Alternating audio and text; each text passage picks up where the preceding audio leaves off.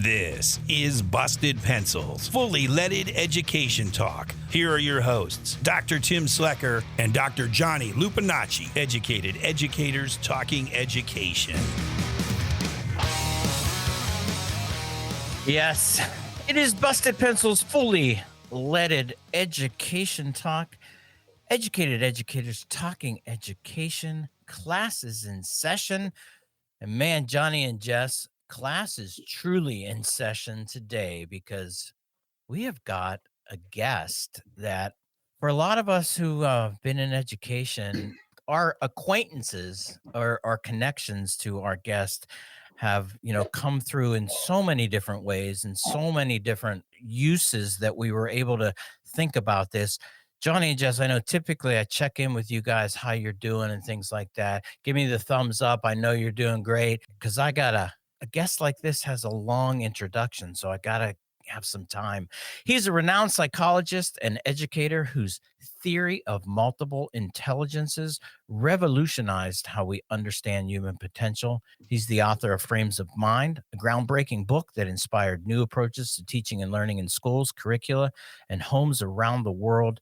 He is also the author of A Synthesizing Mind, where he reflects on his intellectual journey and the critical importance of developing the ability to connect ideas across disciplines. He's also got 2 new volumes coming up. We'll let him promote that. Welcome to Busted Pencils, Dr. Howard Gardner. Dr. Gardner, how are you? Thank you. Thanks for that nice introduction. And yes, as people who can see me will know, and maybe people who can hear me, I'm not young anymore. And so as I entered my 9th decade, I put out 2 collections of my writings. One is called the Essential Howard Gardner on Mind, and the other is called the Essential Howard Gardner on Education. And since, as you said, my theory of multiple intelligences is what's best known, if you're particularly interested in the educational implications, Essential Gardner on Education is the one to look at. If you're more interested in how it relates to psychology and to other disciplines, to creativity, leadership, good work, then the Essential Howard Gardner on Mind is the one.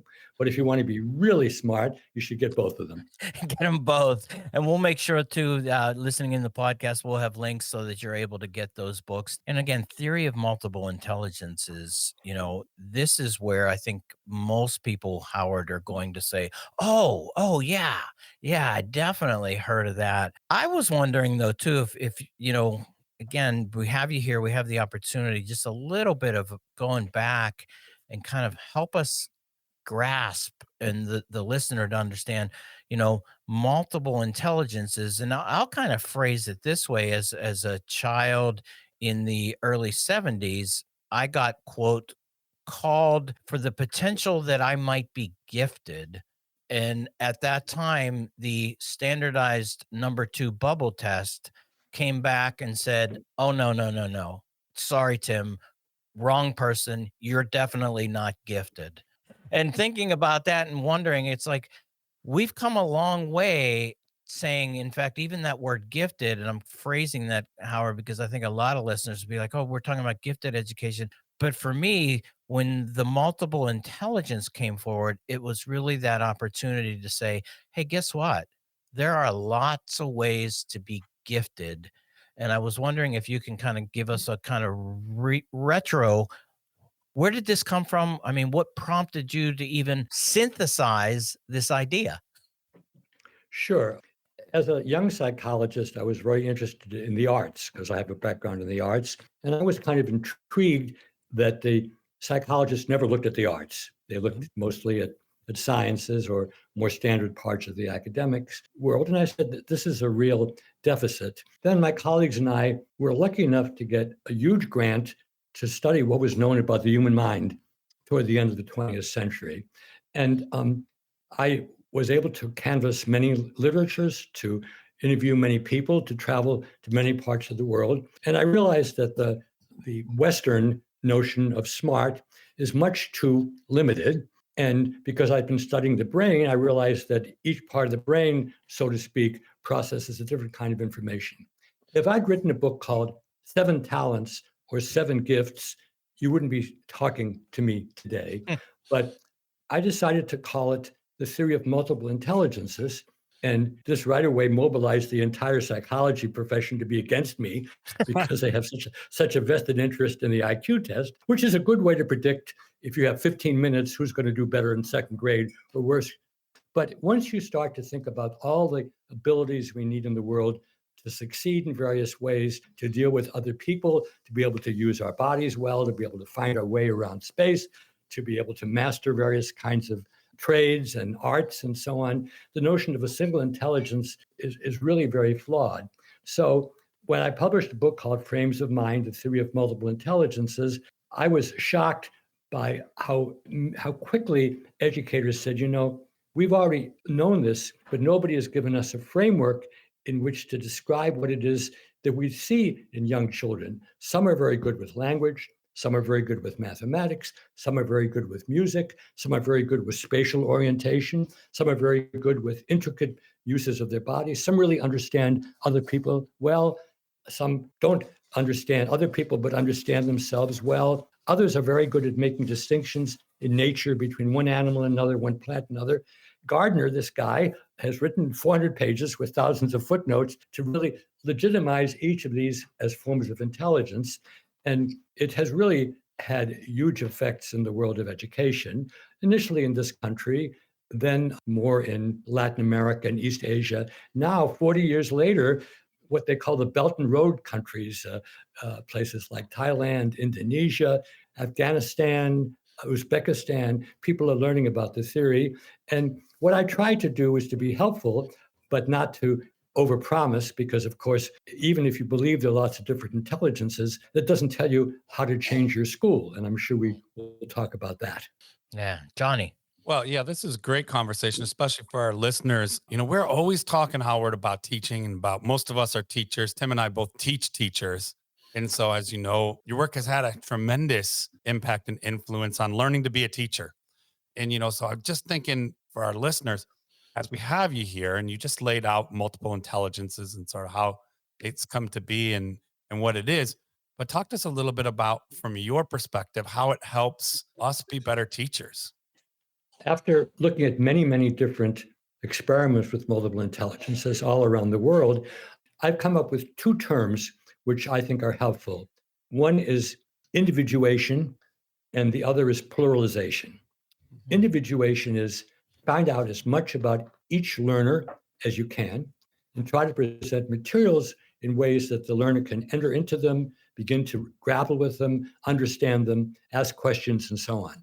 Now, if you say, well, I've got 30 kids in a class or 50 kids in a class, I can't individuate, it's obviously more difficult. Passing knowledge from one grade to the other, from one teacher to the other is helpful. But what has revolutionized, of course, is new kinds of technology, because there's no reason why we can't teach geometry in 20 different ways online. And now with artificial intelligence, we could create a new one just for Johnny or just for Tim, or just for Jess. So individuation is much, much more possible in the 21st century than it was, except when Alexander the Great was tutored by Aristotle. That was individuation, but Macedonia had a lot of material to work with in individuation.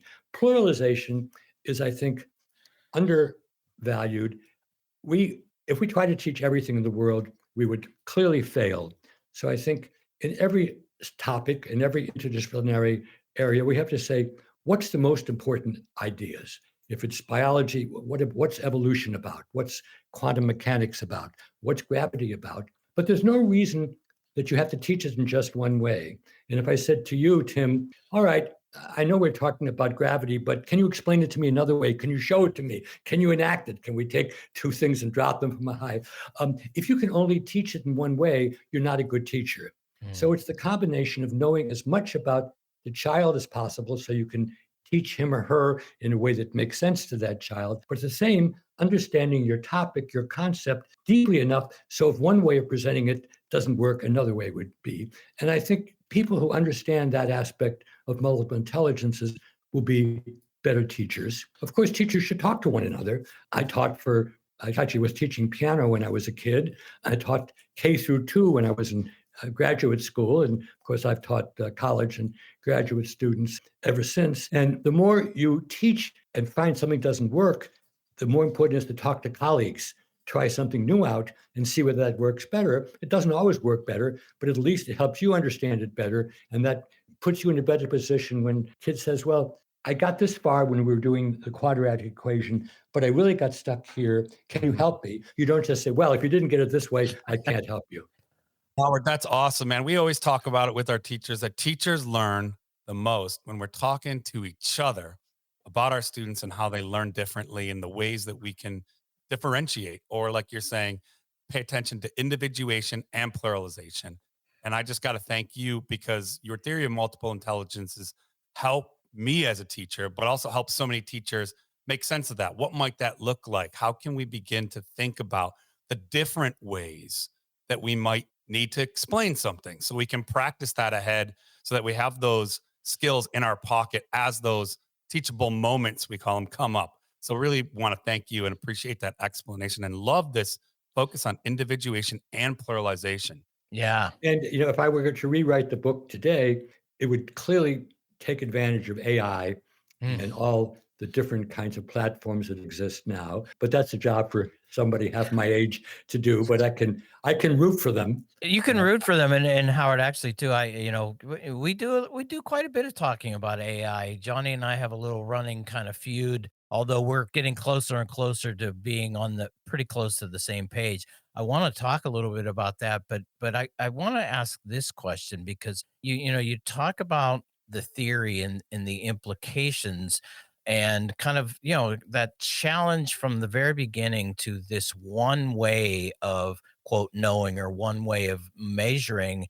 And I said, like you said, towards the end of the 90s, I remember that push and kind of going forward and going like, wow, this is great, we're finally going to acknowledge individuals, their skills, their unique gifts. And boy, the pushback on that idea continues to be a theme, particularly in American public education, and thinking about No Child Left Behind, Race to the Top. All of that to me was kind of going, we're not going to go with multiple intelligences in ways. We're not going to go with individuation. We're not going to go with pluralization. We've got individuals that we need to measure because their parents need to know, society needs to know. And I just wonder how you kind of looking at the kind of socio-political effects of policies that hit particularly public education in America. How do you see those kind of trends of what's in and what's out? Well, I was remarking to my wife that Margaret Mead, the anthropologist, said the American public needs a new plaything in education every 10 to 15 years, and it doesn't really matter what it is. And I think MI had its day. Looking at the list of the people who are most contacted now, I think Angela Duckworth with grit and Carol Dweck with mental set, they've sort of followed through in the multiple intelligence trial. But my serious answer to your question is, we can't ignore the signals from the broader society, but it doesn't tell us how to teach, and it doesn't tell us how to deal with individual kids. And the more sophisticated the teacher is, or the school is, or the headmaster is, or the principal is, the more flexible they'll be in helping achieve those educational priorities, which the state or the country states are important. But as somebody who knows a lot about education around the world, the best performing schools are in Finland and in Singapore. There are not two countries that are more different from one another than Finland and Singapore. But in each case, they take teaching seriously. And as long as the students end up performing well, the teachers are given a lot of latitude. As we know, alas, half the people who enter in the classroom in America leave after 5 years because there isn't a good progress from being a rookie to being a good amateur to being a professional and then becoming a head teacher, a phrase which is used in most other societies. So I think the answer to your question, Tim, is more a question about sociology than it is a question about pedagogy. Yeah. And if we had the same respect for teachers and for education that countries as different as Finland and Singapore had, and actually England is doing better in the last 10 or 15 years on the kinds of measures we're talking about, the TIMS and other international comparisons. And I think it's because they have a background of inspectors who come around to schools, and they don't just say, show us your test scores. They go into classes and they watch how teachers perform. So this is I wish it were an educational and psychological question, but it's really a political and sociological question. Yeah, for sure, Johnny, because I mean, we just had a guest on, Ira Sokol, his new book, Designed to Fail: A History of Education in America. And boy, Ira really kind of lays this out and says, for all of those individuals that found schooling challenging, the reality is that because the social aspects, as you point out, the political aspects of schooling were never, at least from Ira's point of view, designed to encourage, entice, and develop learners as much as it was to kind of categorize, compartmentalize, and sort kids. And we know that, and we see that continue to this day. What are the aims and purposes of education in any society? And I'm so happy to hear you again talk about Finland and Singapore, because and putting those together like that, because as you pointed out, very different, but that the common thread, and this is where I think our listeners are going to love this, is treating teachers as those professionals who have that ability to really jump in and have a sense. Where in America we've said, people say we have a teacher shortage. I say no, we have a teacher exodus. We have a problem with keeping our best teachers, and if you're one of those great best teachers out there, 608-557-8577, that's the Busted Pencils mailbag line. We want to hear from you. If you have a question too, we'll get it to Howard, 608-557-8577. So I don't know. It was just me. I guess I kind of went on a little bit of a ramble there, Howard, but we just keep pushing this again to recognize that there are places where people are doing really great work. And the idea is, what is it that stops, and we're going to talk very specifically, America from replicating things that work other places? I mean, that's, I think, what is going to call for another Sorry. program. But let me say something which is very serious and will make many people uncomfortable. Artificial intelligence is going to explode how education is carried out around the world. We're in touch with Chinese curricular developers. They want to put everything in AI. Now, from a social point of view, we might say, is this a good thing? That's a topic for another podcast. But when we have the capacity to individuate through ChatGPT and other large language instruments as much as possible for every child, and when, in addition, if one way of teaching doesn't work, we can just use another way, this is going to explode the way education is done everywhere. And I borrowed a word from a company which we all know, Meta, not because I have any particular relationship to Meta, but Meta it's a Greek word which means you have to look at things from a more distant level. And I think teachers are going to be spending much less time worrying about whether somebody knows all the things that happened in the American Revolution or the Civil War, because that's instantly available. And they're going to spend much more time saying, does this child understand history, what it means to make a claim, and how to take it seriously? And when there's a debate about, let's say, Reconstruction, how to evaluate which point of view is better. Or when some people say Einstein explained everything and people say, no, quantum mechanics did it much better, and then somebody else says superstring. We don't have to go into those details anymore, but we have to be able to say, how do we evaluate this whole approach? And this is where, since you mentioned it, my book on the synthesizing mind, which is a personal memoir, is very relevant. I think that we're going to be spending much less time in the weeds and much more time trying to put stuff together. And there's no reason to think that people in Finland or Singapore are any better at doing that than the United States or England or Brazil. AI is making a new ball game for education around the world. And if I were a teacher nowadays, I'd be somewhat nervous about that.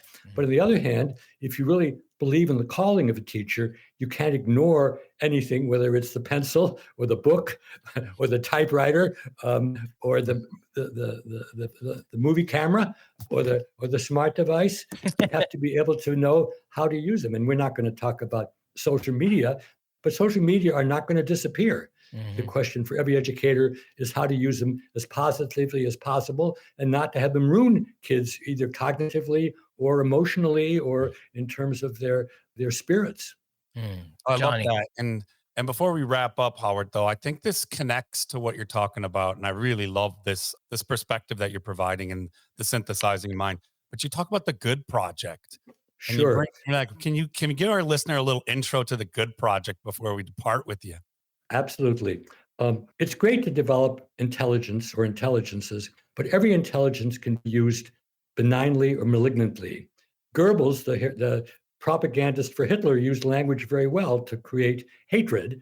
Goethe, the German writer, wrote great novels and poetry. Similarly, you can pick your political figures. Some use language in ways to bring out the best in people, and some just bring out destruction. So we've been working for over 30 years in what you call the Good Project. It's about what does it mean to be a good worker and a good citizen. That's not the same thing. A worker is what do you do to put food on the table. Citizen is what does it mean to be a member of a society where you have some vote. And we believe there are three components. They all begin with the letter E: excellence, engagement, and ethics. Excellent means whether you're doing teaching or being a citizen, you got to know your stuff. Engagement is you got to care. And now it's not so easy to care. Many of my friends are not listening to the news anymore. I understand why, but you're not caring if you don't know what's going on. What the Good Project focuses on ethics, because we don't need ethics to study the golden rule. Everybody knows that you shouldn't mistreat people because you'll be mistreated. But ethics is what do you do when there's a situation that's more complicated? How do you, we talk about the Ds. You have to define the dilemma, discuss, debate, decide, and debrief. Debrief means we may not have gotten it right. You and I may have come up with a way of using AI, which sounds great, but it sucks. Can we do a better job? Can we do a better job next time? So I encourage people, particularly those who know about MI, multiple intelligences, to go to thegoodproject.org. And I may regret this, but I do answer every serious communication that I get, because as somebody who's too old to travel around and to begin new projects, I try at least to be helpful to people who sincerely reach out, including Johnny and Tim and Jess. Wow. Howard, thank you so much for that. And man, what a great interview. We could continue going on and on and on. If you are loving this conversation too, I just want to remind you there is the Busted Pencils mailbag. We would love to hear from you. The number, of course, is 608-557-8577. You can leave us a voicemail. You can text us, whatever it takes. Let us know what you're thinking. And again, questions for Howard, we will make sure that we get them to him. And Howard, for everything Howard Gardner, getting books, Amazon? Sure. Or go to my website, howardgardner.com. And even though I may not know what's there, all the answers are there. Well, Howard, thank you so much. As we say, thanks for busting pencils. Thank you very much. This was lots of fun. And I'm glad to talk to teachers because often I'm talking to other groups. But basically, ever since I was 5 years old, I wanted to be a teacher. And to the extent I can still engage in educating, that makes me happy. And now for your moment of Zen.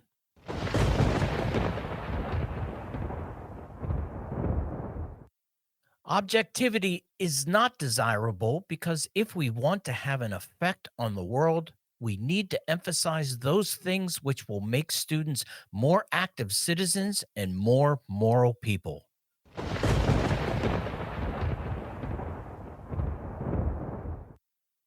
Hey, listeners, thanks for listening to Busted Pencils, educated educators talking education.